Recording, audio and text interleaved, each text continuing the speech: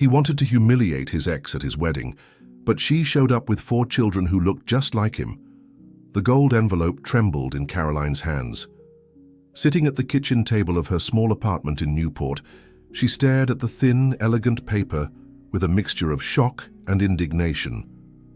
After 7 years without any contact, Richard Morgan had the audacity to send her an invitation to his wedding, accompanied by a handwritten note that made her stomach turn. "Come see what the life of someone successful looks like since you couldn't move on."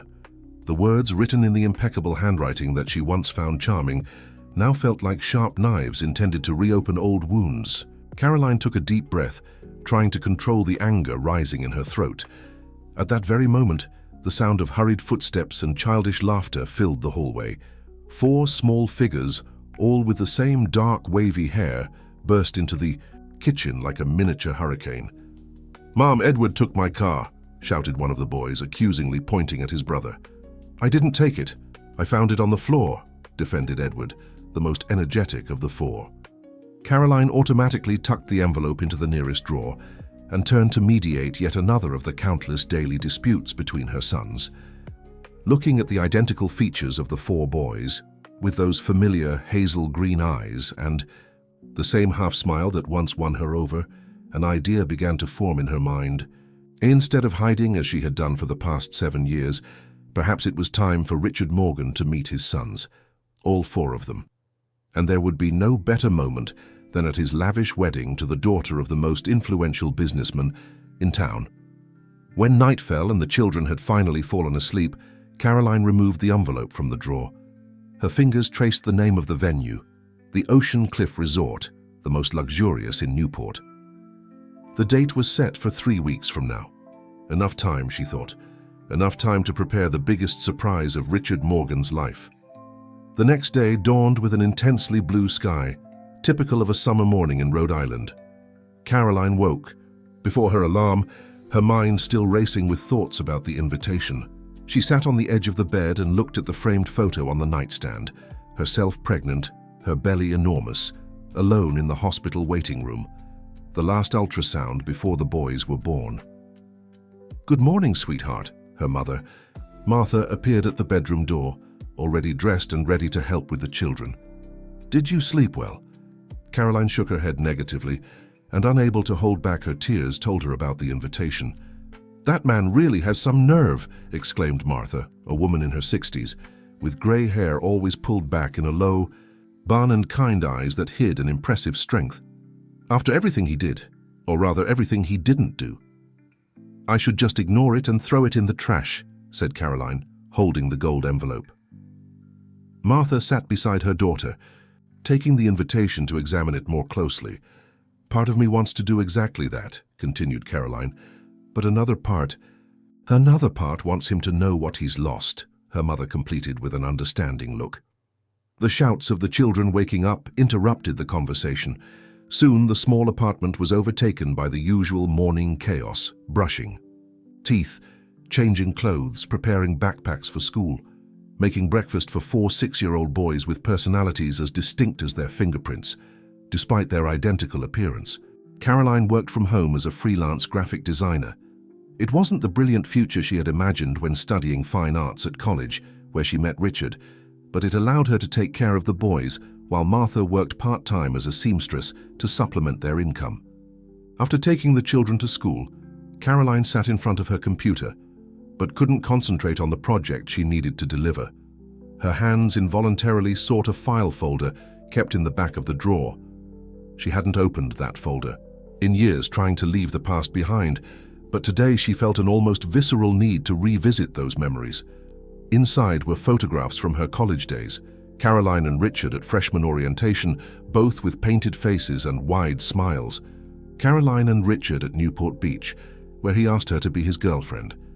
Caroline and Richard at the winter festival, embracing under a starry sky. Richard Morgan, the only son of a traditional Newport family, was studying business administration and seemed to have the world at his feet. Handsome, charismatic, and ambitious, he was the type of man who attracted glances wherever he went. Caroline, born and raised in the outskirts of the city, daughter of a seamstress and a construction worker who passed away too soon, earned a full scholarship to college on her own merit. The romance between the two surprised everyone, especially Richard's family, who never hid their disapproval. For 3 years, they lived a love story that seemed straight out of a movie. At least that's what Caroline believed. Until she got pregnant. The news of the pregnancy had already been a shock. The discovery that they would be quadruplets was like an earthquake in their lives. Caroline still vividly remembered Richard's expression when the doctor pointed to the ultrasound screen. "Congratulations, it's 4 babies." The blood drained from his face and he staggered, needing to lean against the wall. In the following weeks, Richard became a stranger. Distant, irritable, always with an excuse not to discuss the future. Caroline attributed the behavior to shock and tried to be understanding, until the day she happened to see the engagement announcement in the local newspaper. Businessman Victor Anderson announces the engagement of his daughter Brittany to young business executive Richard Morgan. When she confronted Richard, she expected denials or at least some remorse. Instead, she was humiliated in the middle of the university cafeteria. "You really think I'm going to throw my future away because of a mistake? This pregnancy trap isn't going to work on me." The words still echoed in her mind even 7 years later. That very night, the bleeding started. Caroline almost lost the babies due to stress. That's when she made the decision to disappear from Richard's life completely, to protect her pregnancy and her dignity. The sound of the phone brought her back to the present. It was Susan, her best friend and only confidant besides her mother. "I just saw it on Instagram. That jerk is really marrying the rich girl," Susan exclaimed as soon as Caroline answered. "How are you?" "He sent me an invitation, Susan, with a sarcastic note and everything." The silence on the other end of the line demonstrated the shock. "He did what? What kind of person?" "Actually, I know exactly what kind of person would do that. The same kind who abandons his pregnant girlfriend carrying quadruplets to marry a businessman's daughter." Caroline took a deep breath. "I'm thinking of going." "What?" "And I'm going to take the boys." Susan's silence was replaced by laughter. "Caroline, you're insane, but I completely support you. Imagine the look on that idiot's face when he sees not 1, but 4 mini Richards walking into the room." Dear listener, if you're enjoying the story, please take a moment to like and especially subscribe to the channel. It really helps those of us who are just starting out. Now continuing. The conversation with Susan gave Caroline the extra dose of courage she needed. In the days that followed, she began to carefully plan her appearance at the wedding. She didn't want to seem vindictive or bitter. She simply wanted Richard to finally take responsibility, or at least for the truth to come to light. While the children were at school, Caroline went downtown. She stopped in front of the window of a children's formal wear store and contemplated the small suits on display. She would need 4, identical. Upon entering the store, she was greeted by a smiling saleswoman. "How can I help you?" "I need 4 children's suits for 6-year-old boys, same sizes." The saleswoman raised her eyebrows. "4 of the same size? Is it for a school performance?" Caroline smiled slightly. "No, it's for a wedding. My sons will be the ring bearers." Leaving the store with the measurements noted and the suits ordered, Caroline felt butterflies in her stomach. Was she really determined to go through with this plan? Wouldn't it be better to leave the past behind and move on? Her thoughts were interrupted when she spotted, across the street, none other than Victor Anderson, Richard's future father-in-law, and one of the most powerful men in town. Owner of a chain of luxury hotels, including the Ocean Cliff Resort where the wedding would take place, he was known for his difficult temperament and his political connections.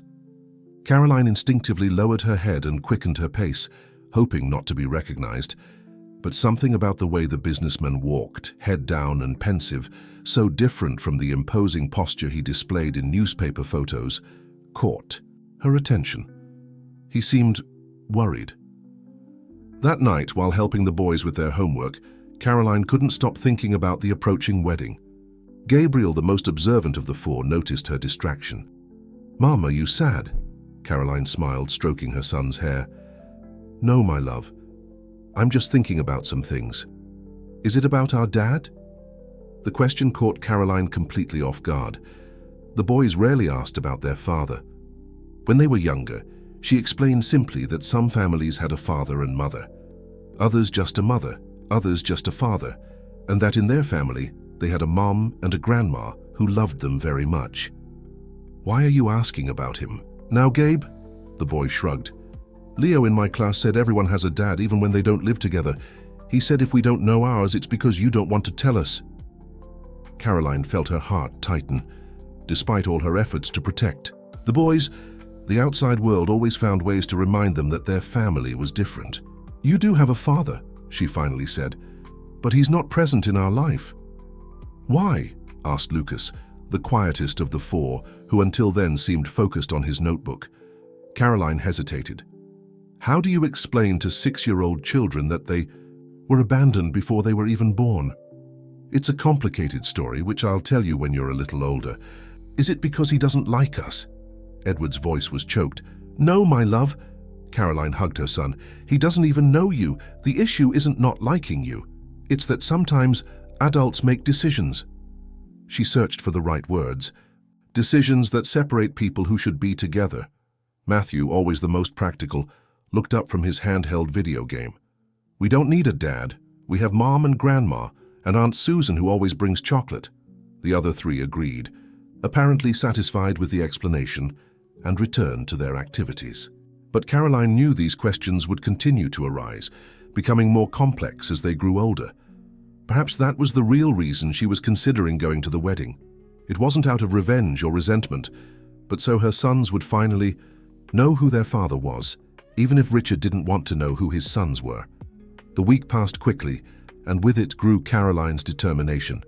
The boys' suits were ready, small masterpieces in navy blue with bow ties. For herself, she chose a simple but elegant dress in emerald green that enhanced her eyes. 10 days before the wedding, Caroline received an unexpected call. "Hello, I'd like to speak with Caroline Jones." The female voice on the other end sounded hesitant. "This is she." "Caroline, you don't know me, but my name is Brittany Anderson." Caroline's heart raced. "Richard's fiancée. "How did you get my number?" was all she could say. "That doesn't matter now. We need to talk. In person." There was a tense pause. "About what exactly?" "About Richard. About—" Brittany's voice faltered for a moment. "About your children." The world seemed to stop. How did Brittany know about the boys? Had Richard told her? It seemed unlikely after so long denying paternity. "I don't know what you're talking about," Caroline tried, but her voice betrayed the lie. "Please," Brittany insisted, "I need to know what kind of man I'm about to marry." There was an undeniable sincerity in that request that made Caroline consider. What did she have to lose? "Tomorrow at 2 p.m. at the cafe in Newport Harbor Market," she finally agreed. "I'll be there. And Caroline, thank you." The next day, Caroline left the boys with her mother and headed to the meeting point with her heart racing. The harbor market in the historic center of town was busy as always, tourists and locals mixing among the fresh fish stalls and handicrafts. Inside the cafe at the furthest table, a young woman wore dark sunglasses and a discreet scarf in her hair, clearly trying not to be recognized. Caroline recognized her immediately from the newspaper photos. Brittany Anderson was truly beautiful, with delicate features and a natural elegance that no photograph could fully capture. "Caroline," Brittany asked as she approached the table, "thank you for coming." The two women stared at each other for a moment, sizing each other up. Under my different circumstances, they could have been friends, Caroline thought. There was a genuine kindness in Brittany's eyes that surprised her. "How did you find out about my children?" Caroline got straight to the point. Brittany lowered her dark glasses, revealing red and swollen eyes. "My cousin works as a nurse at Newport Memorial Hospital. She was there when you were admitted with your high-risk pregnancy." Brittany paused, taking a sip of water. "At the time, it didn't mean anything to her, until last week when she saw a photo of you with me and Richard on my social media. She recognized you and told me everything about how Richard visited you at the hospital, yelled, caused so much commotion that he almost provoked a premature birth." Caroline felt her stomach sink. That had been one of the worst nights of her life. "I didn't even know you existed," continued Brittany. Richard told me he dated some girls in college. Nothing serious. We started going out 2 months after he graduated. 1 month after I discovered the pregnancy, Caroline commented bitterly. Brittany lowered her eyes, visibly disturbed. Are they really his, the babies? How many are there? 4. 4 identical boys. And yes, they are definitely Richard's children. There was no one else before or after him at that time. 4? Brittany paled. My God, and what are they like? Caroline hesitated for a moment, then took out her phone and showed a recent photo of the boys, all smiling, hugging in front of their birthday cake. Brittany brought her hand to her mouth, eyes wide. They looked just like him, especially the eyes and the smile. Her voice faltered. I never asked him for anything, explained Caroline. When he made it clear that he didn't want to be a father, I decided to raise my sons alone. It was better that way. We didn't need someone who didn't want us in his life. Brittany wiped away a stray tear. You received the invitation, didn't you? With the note. Caroline nodded. It was my father's idea, confessed Brittany, looking ashamed. He always knew about you. Richard told him about an obsessed ex who showed up pregnant, wanting to ruin his future. Dad suggested inviting you to show that you both had moved on. He never mentioned children. I don't think he knew. The coffee cooled between them, forgotten. Why did you decide to reach out to me, Brittany? Caroline finally asked. You could have simply pretended you didn't know anything. Because I need to know who the man I'm going to marry is, replied Brittany, her voice suddenly firm. I love Richard, or at least I thought I did. But I can't build my life with someone capable of abandoning 4 children and then trying to humiliate their mother. The 2 women sat in silence for a moment, each lost in her own thoughts. What are you going to do now? Asked Caroline. Brittany looked out the window, observing the movement in the square. I don't know yet, I need to think, and you? I was planning to go to the wedding, admitted Caroline. Take the boys. Let Richard meet them, let everyone know the truth. To her surprise, Brittany nodded slowly. Maybe that's exactly what should happen. When Caroline returned home that afternoon, she found the boys excited about a new discovery. Mom, look what we found in Grandma's drawer, exclaimed Edward, holding an old photograph. Caroline's heart stopped when she saw the image. Her and Richard, embracing at a college party, smiling and in love. Who's the man in the photo with you, Mum? Asked Gabriel, curious. Martha appeared at the door, looking concerned. I'm sorry, honey. They were helping me organize things in my room and found the box of photographs. Caroline took a deep breath. Perhaps it was time to start telling the truth, at least part of it. That's Richard, she said, sitting on the sofa and calling the boys close. He's your father. The 4 identical pairs of eyes widened, fixed on her with surprising intensity for such young children. He looks like me, observed Matthew. Why have we never seen him before? Asked Lucas. Caroline exchanged a look with her mother, who nodded encouragingly. Sometimes when adults separate, it's hard to stay friends, she explained. Your father, he had to go away to work somewhere else. It wasn't exactly the truth, but it wasn't completely a lie either. Richard really did go away, just not for the reasons she was giving. Does he know we exist? Gabriel's question was too perceptive for his 6 years. Caroline hesitated. He knows that I was expecting babies, but he doesn't know you. Can we meet him someday? Asked Edward, his little voice betraying hope. Caroline's heart tightened. Despite everything, they deserved to know their father, and the father certainly should know them. But would it be fair to introduce Richard into the boys' lives, knowing how he reacted to the pregnancy? What if he rejected them again? You know what? She finally said. He's going to be at a special event next week, and maybe, just maybe, we can go too. The boys cheered enthusiastically, bombarding her with questions about what their father was like, what he did, if he played soccer or video games. Caroline answered the best she could, staying on neutral ground and avoiding idealizing Richard, but also without painting him as the villain he had been in her life. Later, when the children had finally fallen asleep, Martha sat next to her, daughter on the sofa. Are you sure about this, Caroline, taking the children to his wedding? Caroline sighed, rubbing her tired eyes. I don't know, Mom. After talking with Brittany today, I'm even more confused. She seems like a good person who's being deceived. And what if he rejects the boys again? Have you thought about the effect that could have on them? It was a valid concern that hadn't left Caroline's mind. That's why I'm not going to tell the complete truth for now. I'll say we're going to a very elegant party where their father will be.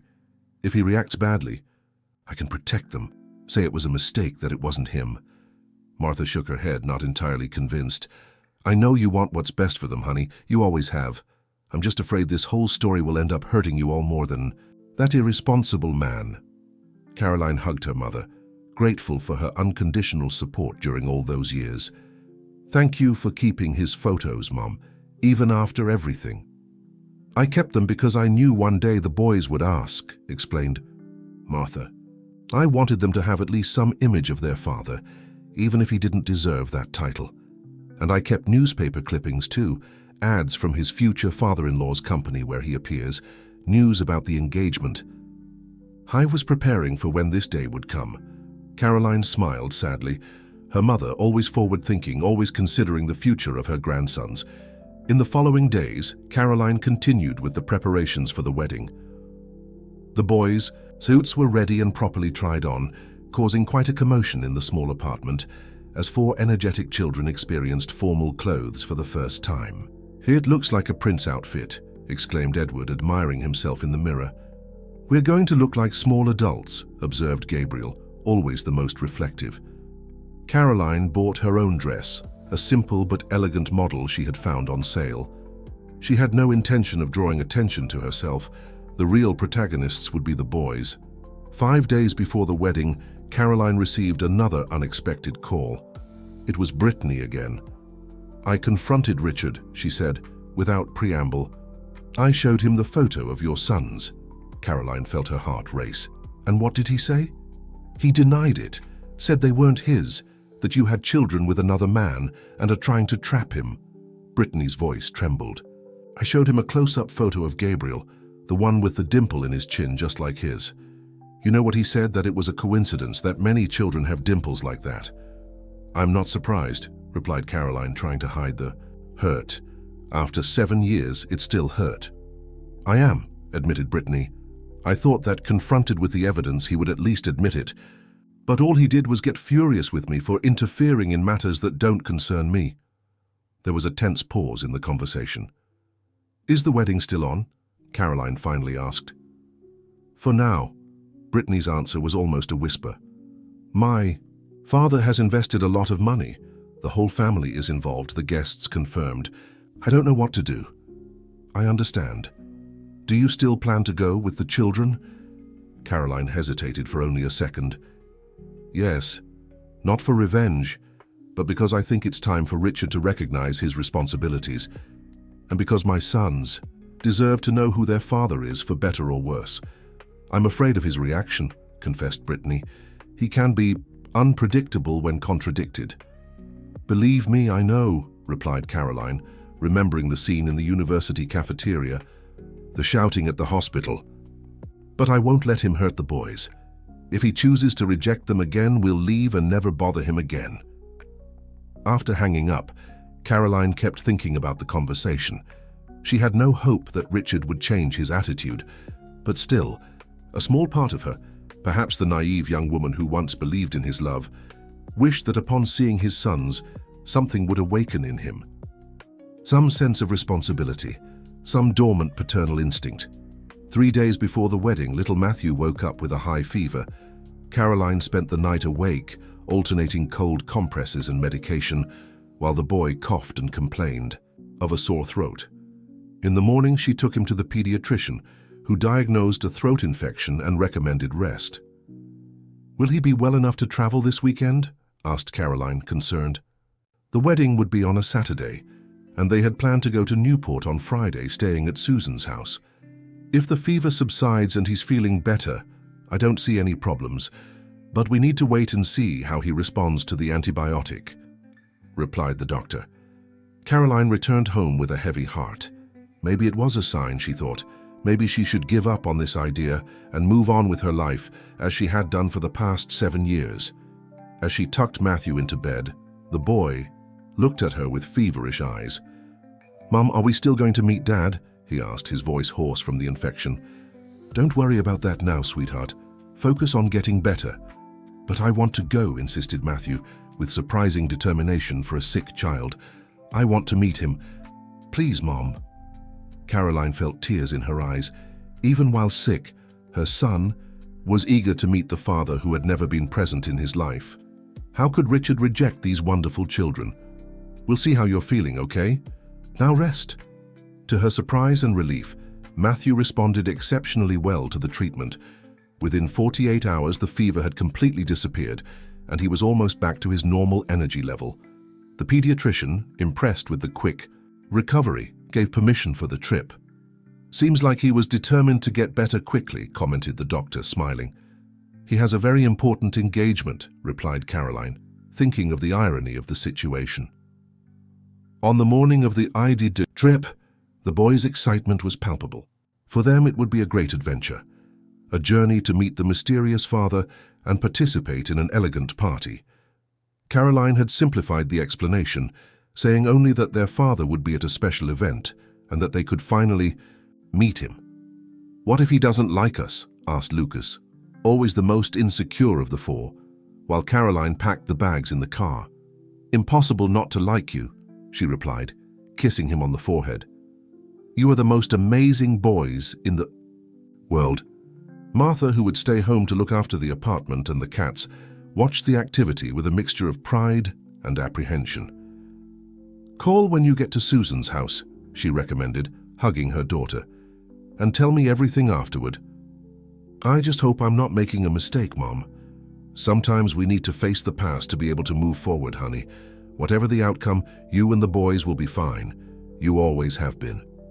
The 2-hour drive to Newport was filled with children's songs and stops for snacks. Caroline tried to remain outwardly calm, but inside her anxiety grew with each mile. Was she really about to show up at her ex-boyfriend's wedding with 4 children he never wanted to know? Susan welcomed them with warm hugs at her apartment in the center of town. "I can't believe you're really going to do this," she exclaimed, after the boys went to explore the room where they would be sleeping. "You're the bravest person I know." "Or the craziest," replied Caroline, allowing herself a moment of doubt. "Probably both," laughed Susan. "But you're doing the right thing. If not for you, for the boys. They deserve to know who their father is, even if he's a complete idiot." "Brittany called me again yesterday," Caroline said. "She said Richard is nervous, irritated with everything and everyone. Apparently he even argued with his future father-in-law. Do you think he suspects you're going to show up?" "I don't think that's it. I think the pressure of the wedding is affecting him. He was always like that when he felt pressured," recalled Caroline. On the morning of the wedding, the atmosphere in Susan's apartment was one of anticipation.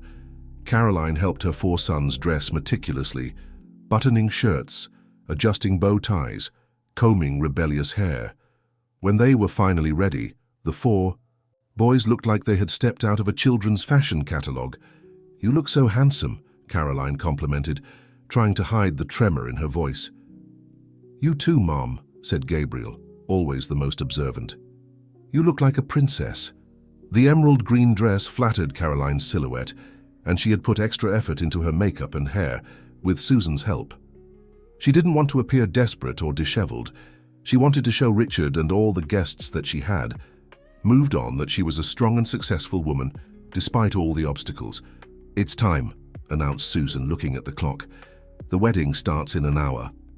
Caroline took a deep breath, looking at herself one last time in the mirror. Her reflection showed a determined woman, very different from the insecure young woman Richard had known. "We're ready," she declared, picking up her purse. The Ocean Cliff Resort was an imposing, renovated, historic building with a privileged view of the sea. As she approached the entrance decorated with white flowers and gold ribbons, Caroline felt her stomach drop. Dozens of luxury cars were parked in front, and elegantly dressed guests were entering the hall. "Is this where Dad is?" asked Edward, impressed with the grandeur of the place. "Yes, dear, this is it." Caroline took Gabriel and Lucas by the hand, while Susan, who had decided to accompany them as moral support, held Edward and Matthew's hands. Together, the group entered the hotel lobby. A receptionist asked for their invitation, which Caroline Presented with slightly trembling hands, the man examined the gold envelope and nodded, indicating the way to the ballroom. "Has the wedding started yet?" asked Caroline. "The ceremony is about to begin, Mom. The guests are taking their seats." Perfect, thought Caroline. She didn't want to interrupt the ceremony, just ensure that Richard saw them during the reception. The group discreetly entered the enormous ballroom, decorated in gold and white tones. Dozens of round tables surrounded a central dance floor, and an improvised altar had been set up at one end, where the ceremony would presumably take place. Caroline chose a table near the entrance, somewhat removed from the center of attention. From there they could observe without being immediately noticed. The boys, impressed with the luxurious decoration, were exceptionally well behaved, looking at everything with wide eyes. As the room filled, Caroline felt increasingly anxious. Several guests cast curious glances at their table, clearly intrigued by the four identical boys. Some whispered, pointing discreetly, and then she saw him. Richard Morgan entered the ballroom through a side door, accompanied by other men whom Caroline presumed to be his groomsmen. He was older, naturally, but still retained the same charm as always. The dark blue suit fit perfectly on his athletic body, and his dark hair, though shorter than in college days, maintained the same shine she remembered so well. "Is that him? The man in blue?" asked Gabriel, following his mother's fixed gaze. Caroline simply nodded, unable to speak. 7 years had not been enough to completely erase the emotions that Richard once evoked in her. Not love, that had died the night he humiliated her, but something more complex, a mixture of resentment, nostalgia, and the strange familiarity of seeing someone whose features you observe every day in the faces of your children. The music began to play, announcing the bride's entrance. The guests stood up, turning to the main entrance of the ballroom. Caroline and her sons also stood, more to avoid drawing attention than out of respect for the protocol. Brittany Anderson was stunning in her white French lace dress, the long veil partially covering her face as she walked down the aisle on her father's arm. Victor Anderson, a robust man with grey hair and a severe expression, led his daughter with visible pride. Caroline observed Richard at the altar. His smile was impeccable, but his eyes seemed distant, almost disconnected from the moment. Was it normal groom nervousness, or the consequence of recent arguments with Brittany? The ceremony began, and Caroline felt her heart beating rapidly. She tried to focus on the celebrant's words, but her thoughts were in complete chaos. Was she really doing the right thing? Wouldn't it be better to get up now, take the boys and leave, letting Richard continue his life as if they didn't exist? "Mom, I'm thirsty," whispered Matthew, pulling her sleeve. Caroline welcomed the distraction. She stood up discreetly and led her son to the beverage table at the back of the room, where she served him a glass of water. It was then that she noticed Victor Anderson looking in her direction, his eyes fixed not on her, but on Matthew. The businessman frowned, an expression of recognition and confusion crossing his face. He leaned over to whisper something to a man beside him, who also looked in their direction. Caroline quickly returned to her table, her heart racing. Had the businessman recognized her? Or worse, had he noticed the resemblance between Matthew and Richard? The ceremony continued without incident, culminating in the exchange of rings and the kiss that sealed the union. The guests applauded enthusiastically, and the newlyweds began to descend from the altar to head to the dance floor. That's when it happened. Richard, walking down the aisle arm in arm with his now wife, passed by the table where Caroline was sitting with the four boys. His eyes, until then fixed ahead, deviated for a moment, as if attracted by a magnetic force. Time seemed to freeze. Richard stopped abruptly, causing Brittany to stumble slightly. His expression changed from confusion to shock, then to a deathly paleness as he saw not one, but four small versions of himself looking at him with innocent curiosity. Gabriel, the boldest, waved timidly. Caroline observed the sequence of emotions. On her ex-boyfriend's face, recognition, denial, panic. He looked from her to the children, from the children to her, as if his brain couldn't process what his eyes were seeing. "Richard," called Brittany, concerned about his sudden immobility. But Richard couldn't respond. He was hypnotized by the sight of the four boys, each one a perfect replica of himself during childhood. Nearby guests began to notice the situation. Curious looks alternated between Richard and the quadruplets, and soon whispers filled the ballroom. Victor Anderson approached quickly, his expression oscillating between concern and irritation. "What's happening?" he asked in a low but authoritative voice. Then his eyes fell on Caroline and the children, and his expression hardened. "You." It wasn't a question. It was a recognition. He knew exactly who she was. "Mr. Anderson," replied Caroline with a calmness she didn't feel. "We simply accepted the invitation that was sent to us." Victor looked at the boys, and his expression hardened even more when he noticed the undeniable resemblance to his newly made son-in-law. "You and I need to talk," he said, his voice suddenly becoming diplomatic. "In private." "Dad," intervened Brittany, her face a mask of determination under the veil. "There's no need for a private conversation. Everyone here can see the truth." A tense silence fell over the group. Other guests, sensing that something important was happening, began to approach discreetly, trying to hear the conversation. Richard finally seemed to recover his voice. "What is this?" he asked, his voice barely more than a hoarse whisper. "What kind of setup is this?" "It's not a setup, Richard," replied Caroline, keeping her voice low out of consideration for the children, who watched the scene with growing confusion. "They're your sons, our sons, the quadruplets you knew I was expecting when you decided to leave me." "This is absurd," he exclaimed, but his voice failed on the last syllable. "You can't just show up at my wedding and make these accusations." "They're not accusations," intervened Brittany, surprising everyone. "They're facts. I believe you knew about this all along, Richard, and you lied to me when I asked." The murmur in the room increased. Clearly, this wasn't the spectacle the guests expected to witness. "Can we continue this conversation somewhere else?" suggested Victor, his gaze worriedly scanning the room. "Is that man really our father?" The innocent question came from Lucas, whose little voice somehow managed to cut through the tense silence that had settled. Richard looked at the boy as if he had been physically struck. His eyes, identical to the child's, widened in shock.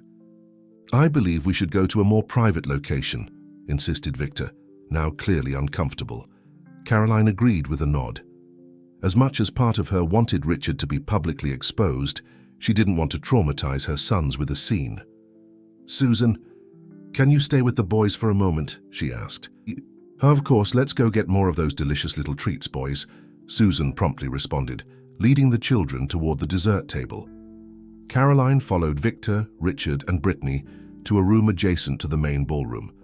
As soon as the door closed behind them, Richard turned to her, his face contorted in a mixture of anger and panic. "You planned this to destroy me," he accused. "After all these years, you show up at my wedding with children who are clearly not mine." "Richard," Brittany's voice was icy. "Stop lying. They're identical to you. They even have that dimple on the chin that you say you inherited from your grandfather." "Coincidence," he insisted, but his voice betrayed his lack of conviction. "I can do a DNA test if you want," offered Caroline. "But I think everyone in this room already knows the truth. You abandoned a woman pregnant with quadruplets because you didn't want to complicate your promising future." "I didn't know they were quadruplets," protested Richard weakly, apparently forgetting he was denying paternity seconds before. "But you knew I was pregnant," retorted Caroline. "You knew, and you publicly humiliated me, called me a liar, caused so much stress that you almost provoked a premature birth." Victor Anderson, who until then had been observing the exchange in silence, cleared his throat. "How much do you want?" he asked, direct like a businessman accustomed to solving problems with money. Caroline looked at him, genuinely confused. "Excuse me. To leave right now with the children, how much do you want? I can make an immediate transfer." Caroline felt the blood rise to her face. 7 years of struggle, sleepless nights working while the babies slept, saving every penny, and this man thought he could simply buy her silence. "I'm not here for money, Mr. Anderson. I never have been. I've taken care of my children alone, all these years, and I'll continue to do so. I'm here because they have the right to know who their father is, and because Richard needs to take responsibility." "Responsibility," repeated Richard, his voice loaded with contempt. "You ambushed me? You showed up at my wedding without warning." "Without warning?" interrupted Brittany, her voice trembling with indignation. "You sent her an invitation, Richard, with a cruel note, deliberately to humiliate her." "It was your father's idea," Richard defended himself. Victor, momentarily, appeared disconcerted. "I suggested inviting old girlfriends to show that you had moved on. Yes, but I never mentioned anything about deliberate humiliation. And I certainly didn't know about any children." A heavy silence fell over the room. "We can resolve this in a civilized manner," continued Victor, regaining his composure. "Child support, visitation arrangements, all done discreetly, without further scandals." "Scandals?" repeated Caroline, incredulous. "Your 4 grandsons are not a scandal, Mr. Anderson. They're children who grew up without a father because he chose a career and an advantageous marriage instead of taking responsibility." "I never asked to be a father," exclaimed Richard, the frustration evident in his voice, "especially not to 4 children at once." The silence that followed this declaration was deafening. On Brittany's face, a painful understanding seemed to emerge. "So you knew," she said quietly. "You always knew about them." Richard seemed to realize too late the mistake he had made. "Brittany, I can explain." "Explain what? That you abandoned 4 children, that you lied to me all these years?" Brittany completely removed her veil, revealing red but determined eyes. "What kind of man does that, Richard?" "The kind of man you were about to marry," replied Caroline softly. "I'm sorry, Brittany. I didn't come here to ruin your wedding. I came so my sons could meet their father, and so he would finally take responsibility." Brittany looked at Caroline for a long moment, then nodded slowly. "Thank you for coming, for showing the truth before it was too late for me." She removed the ring from her finger and placed it in Richard's hand, closing his fingers around it. "These children are your responsibility, not an inconvenience to be bought or hidden," she said with surprising dignity for someone whose wedding had just imploded. "I cannot marry someone capable of this." "Brittany, please," tried Richard, the desperation evident in his voice. "Let's talk about this. I can explain everything." "I think you've explained enough," she replied. "I'm going to go out now and inform the guests that the wedding is cancelled." Victor Anderson, visibly disturbed by the turn of events, followed, his daughter casting a final hard look at Richard before leaving. Caroline and Richard were left alone in the room, a heavy silence between them.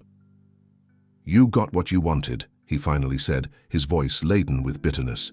"You destroyed my wedding."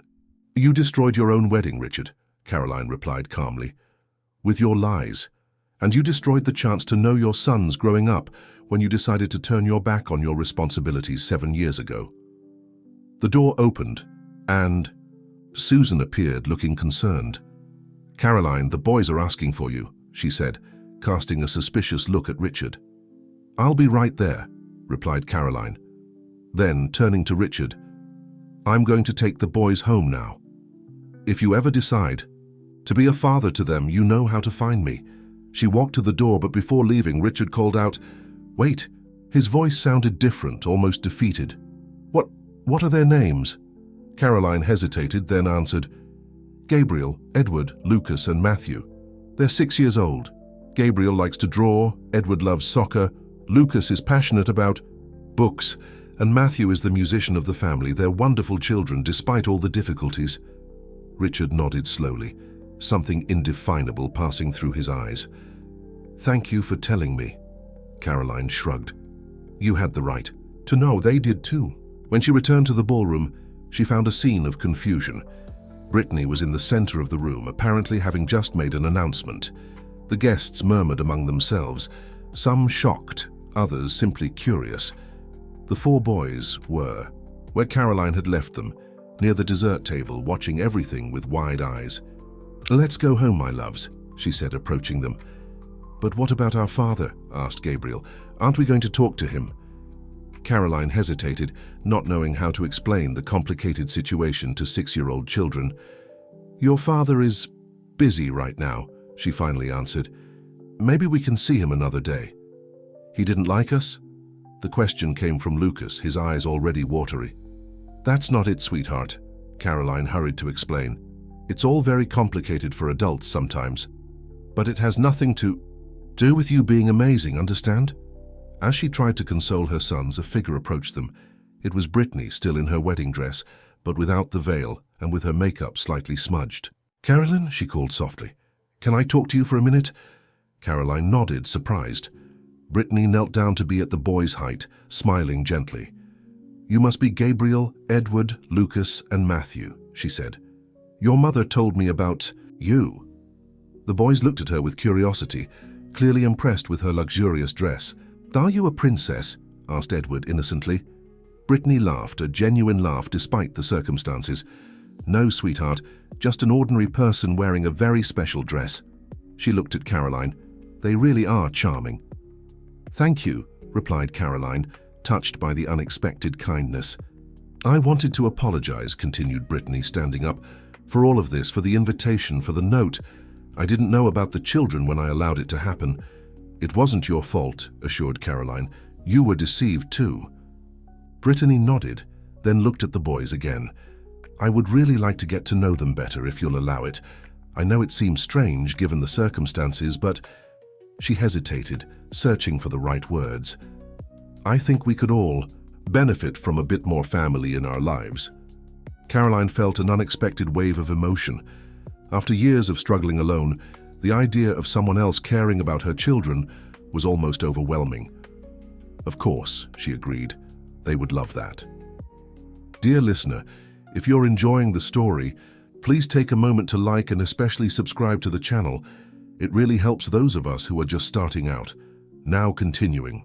6 months had passed since the day of the wedding that never happened. Caroline's life had changed in ways she could never have imagined. On a sunny Saturday afternoon, she was sitting on a park bench, watching her 4 sons playing on the playground.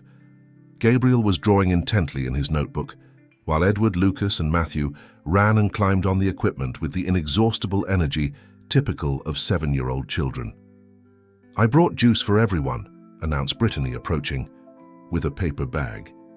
In the last few months, she had become a constant presence in the boys' lives, something like an aunt or a very close family friend. You're a lifesaver, smiled Caroline, accepting the cold cup of juice. It's unbearably hot today. The 2 women sat side by side, watching the children in comfortable silence.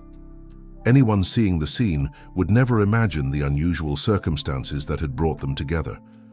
After the cancelled wedding, Brittany surprised everyone by contacting Caroline, genuinely interested in getting to know the boys better. What began as occasional meetings evolved into an unexpected friendship between the 2 women who shared the experience of being deceived by the same man. Heard from him? Brittany finally asked, not needing to specify who she was talking about. Caroline hesitated, then nodded. An email yesterday. He wants to schedule another meeting with the boys. Since the incident at the wedding, Richard had gone through an emotional roller coaster. The first weeks were of denial and anger. Then, their pathetic attempt to win Brittany back, which failed miserably. It was only after losing his job at Victor Anderson's company and facing social ostracism that he seemed to finally confront his actions and responsibilities. 3 months after the cancelled wedding, Richard contacted Caroline asking to properly meet his sons. The first meeting was disastrous. He was visibly uncomfortable and didn't know how to interact with the children. But to Caroline's surprise, he didn't give up. He kept trying, slowly learning how to be a father. Do you think it will be better this time? Asked Brittany. I hope so. Last time, he at least managed to play soccer with Edward without looking like he was being tortured, replied Caroline with a slight smile. The path to Richard's redemption would be long and difficult. He had filed the paternity recognition documents and started paying child support voluntarily, even before any court decision. He was in therapy and, according to himself, learning to be a decent human being. Caroline harbored no romantic illusions. The love she once felt for Richard had died long ago. But for the first time in 7 years, she allowed herself to believe that her sons could have a healthy relationship with their father. The boys asked about you yesterday, commented Caroline, changing the subject. They wanted to know if you're taking them to the aquarium next weekend as you promised. Brittany smiled, her eyes lighting up. Of course I am. I already bought the tickets. I also reserved a table at that restaurant with a view of the dolphins that they liked so much last time. Caroline observed the genuine affection on Brittany's face as she spoke about the boys. Who would have thought that the woman who almost married her ex-boyfriend would become one of the most important people in her children's lives? Life really had strange and unpredictable paths. "Mum, look what I drew!" exclaimed Gabriel, running to them with his notebook. On the paper, a colourful drawing of 5 figures holding hands, him and his brothers, Caroline, and a larger male figure he labelled Dad. Caroline felt a lump in her throat. "It's beautiful, my love, really beautiful. Can I show it to Dad when he comes to visit us?" asked the hopeful boy. "Of course you can. I'm sure he'll love it." As Gabriel ran back to his brothers, Caroline reflected on the journey that had brought her to this moment. 7 years of struggles, sacrifices, and overcoming. 7 years raising 4 extraordinary boys practically alone, with only the help of her elderly mother. And now, against all odds, her family was growing. Not in the conventional way, certainly, but in a way that worked for them. Her sons had a father who was slowly and awkwardly learning to be present. They had Brittany, who adored them unconditionally. They had Martha, their dedicated grandmother, and of course, they had Caroline, the mother who would move mountains for them. Looking at her 4 sons playing in the sun, Caroline felt a peace she hadn't experienced in a long time. They had faced the past head-on, and now they could finally look to the future. A future that, despite all the complications and challenges, seemed brighter than ever.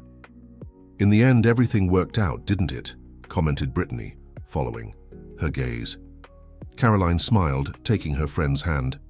"Yes, in a way I never imagined. But it worked out." The following week, when Caroline opened her mailbox, she found an envelope. It wasn't gold like the one she had received more than 6 months ago, but a simple white envelope addressed to her and the boys. Inside was a letter from Richard. It contained no grand promises or dramatic declarations, just a sincere commitment to be present in his sons' lives, to learn to be a better father each day, and a thank you to Caroline for being strong enough to raise 4 wonderful children alone. With the letter, an invitation not to a wedding but to a simple Sunday lunch at his new home, much more modest than the mansion he shared with Brittany, but suitable for hosting 4 energetic boys. Caroline smiled, carefully folding the letter to show the children later. Life continued to surprise her, and she was finally ready to embrace these surprises, whatever path they might lead her down. That night, as she put the boys to bed, Gabriel asked a question that caught her by surprise. "Mom, do you think we'll ever be a normal family?" Caroline smiled, stroking her son's hair.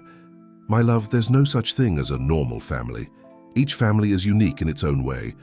Ours has a mom, 4 incredible brothers, a wonderful grandma, a dad who's learning to be a father, and aunt, Brittany, who adores you. It's different, yes, but it's perfect in our own way." Gabriel seemed to consider this for a moment, then smiled. "I like our family the way it is." "Me too, my love," replied Caroline, kissing his forehead. "Me too." As she left the boys' room, Caroline paused for a moment to watch them sleeping. 4 identical faces, 4 completely different personalities, 4 reasons to wake up every day and face any challenge that life presented. For them, she had found strength she didn't know she possessed. For them, she had confronted the painful past. And for them, she would continue building a future where they would never need to doubt that they were loved and valued. The next day, the 4 boys were extremely excited about lunch at their father's house. Dressed in their best clothes, they chatted enthusiastically in the back seat of the car while Caroline drove. "Do you think he has video games?" asked Edward. "Will he like my drawing?" worried Gabriel. "Does he have books?" wondered Lucas. "Can he play guitar like Grandma?" questioned Matthew. Caroline smiled, listening to the anxious questions. They were normal children, wanting to get to know their father better. Despite everything Richard had done, she was determined not to stand in the way of this relationship, as long as he behaved like a responsible father. When they arrived at Richard's house, a medium-sized apartment in a quiet neighborhood, he was waiting for them at the door. He seemed nervous but smiled genuinely when he saw his sons. To Caroline's surprise, he knelt down to be at the boy's height and greeted each one, correctly remembering each name. Come in, he invited. I prepared lunch for you. Well, actually, I ordered food because I'm not very good in the kitchen yet, but I promised to learn. The apartment was clearly prepared to receive children. There were games, children's books, and even a small keyboard, probably for Matthew. Richard had done his homework, observing each son's interests. Thank you for bringing them, he said, to Caroline while the children explored the apartment. I'm doing this for them, not for you, she replied, but without hostility. Richard nodded, accepting her answer. That's fair. I just hope I can make up somehow for all the lost time. You can't, Caroline replied simply. But you can be present from now on, that's what matters now. The lunch went surprisingly well. Richard was visibly making an effort to connect with each of his sons, paying attention to their stories, patiently answering the numerous questions they asked him. At one point, when the boys were distracted with the gifts Richard had bought for them, books for Lucas, art supplies for Gabriel, a soccer ball for Edward, and a small keyboard for Matthew, he approached Caroline. You've done an amazing job. With them, he said quietly. They're incredible children. They are, agreed Caroline. I'm sorry, continued Richard, for everything. I know no apology will be enough, but I truly regret how I acted. The man I was 7 years ago. He shook his head, disgusted with himself. I have no excuses. Caroline observed him for a moment, looking for signs of the old arrogance, the manipulation he was so good at. But all she saw was a genuinely repentant man, trying to correct his mistakes. The past is the past, Richard, she finally said. What matters is how you act from now on. These boys deserve a present father who loves them unconditionally and who sets a good example for them. I'll work hard to be that man, he promised, not for your forgiveness, which I know I don't deserve, but for them. Caroline nodded, accepting his promise for what it was worth. Time would tell if Richard had really changed or if this was just another of his manipulations. But as she watched her sons interacting with their father, she saw something she never expected to see, genuine joy in their eyes, the excitement of finally meeting that mysterious figure who had been absent throughout their lives. And for that joy, she was willing to give Richard a chance to prove he could be the father her sons deserved. Dad, look what I drew for you, called Gabriel, holding up his sketchbook. Richard crossed the room with a genuine smile, kneeling beside his son to admire his artwork. Caroline observed the scene with mixed emotions. The path to this point had been long and painful, full of obstacles that often seemed insurmountable, but somehow they had arrived at this moment, imperfect, complicated, but full of possibilities. Perhaps this was the true happy ending, not the traditional fairy tale where all problems magically disappear, but a daily commitment to doing the best possible, to repair what was broken, to build something new from the ashes of the past. And as Caroline watched her 4 sons discovering the father they never knew, she allowed herself to believe that sometimes the most unexpected endings are the most meaningful. On the way back home, the boys were exceptionally quiet, processing the day's experience. Mom, Lucas finally called, Dad said we can visit him every Sunday. If you want to, yes, replied Caroline. I want to, decided Edward. Me too, agreed Matthew. Gabriel and Lucas nodded in agreement. Then that's what we'll do, concluded Caroline, smiling at her sons in the rearview mirror. That night, after putting the boys to bed, Caroline sat on the balcony of her small apartment, contemplating the stars. Her phone vibrated with a message from Brittany asking how lunch had gone. Caroline smiled, responding positively. It was strange how life sometimes took the most unexpected paths. 7 years ago, when she discovered the pregnancy, she could never have imagined she would be where she was now. The pain of rejection, the sleepless nights during the high-risk pregnancy, the exhausting first years raising 4 babies practically, alone. It all seemed so distant now. And to think it all started with a wedding invitation and an impulsive decision to attend with 4 small surprises. Sometimes, thought Caroline, it takes courage to face the past before you can truly move forward. And although the path had been painful, the end result was worth every tear shed. Her sons finally knew their father, and regardless of how that relationship developed in the future, they would never again need to wonder why they were abandoned. They now knew that the problem was never them. It was a man who wasn't ready to be a father, who made terrible mistakes, but who perhaps, just perhaps, was finally ready to try to make amends. And as for Caroline, she had proven to herself once again the strength she possessed.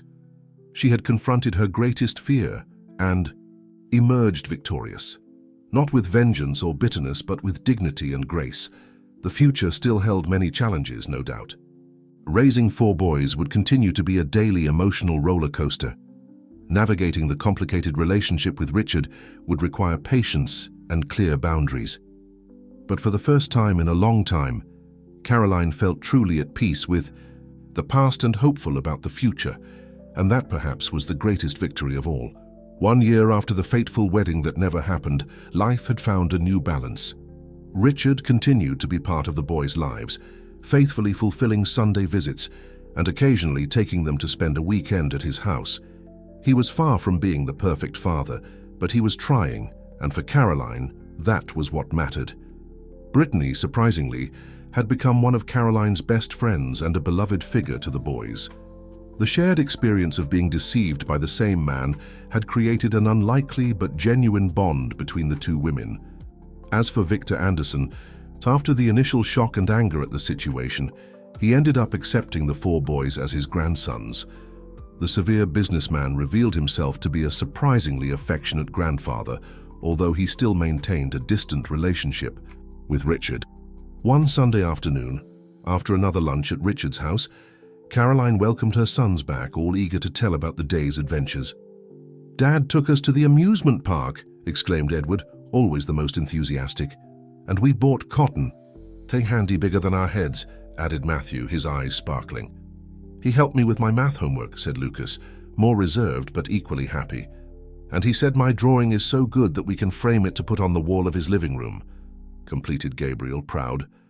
Caroline smiled, genuinely happy to see her sons building positive memories with their father. It was all she wanted for them, the chance to know him, to form their own judgment, to have that important part of their identity filled. Later, after putting the boys to bed, Caroline received a message from Richard. "Thank you for giving me the chance to know them. I know I don't deserve it after everything I did, but I promise I will never disappoint them again." Caroline looked at the message for a long moment. Fully forgiving Richard might be asking too much. Some wounds were too deep to completely heal, but for her sons, she had found a path to peace, to acceptance, to moving forward without the weight of resentment. And in the end, isn't that what true strength is about? Not never falling, but getting up every time. Not never being hurt, but not allowing the hurt to define who you are. Not never facing obstacles, but finding a way through them, no matter how difficult it may seem. Caroline typed a simple response.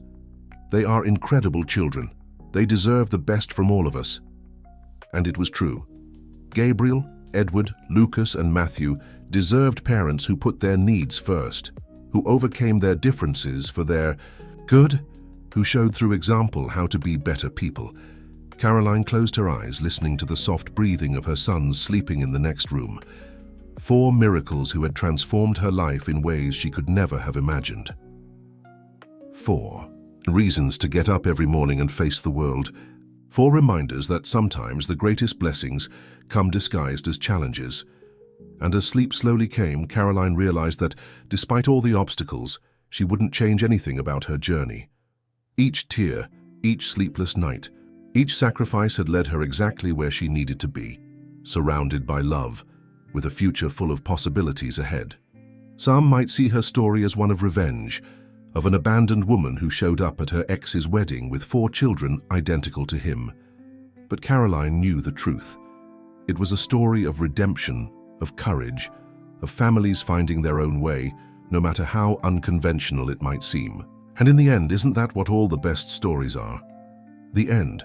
And you, what did you think of Caroline's story and her 4 little warriors? Did you identify with any character? Leave a comment telling us what you would do in her place. We Also take this opportunity to thank you for following along to the end.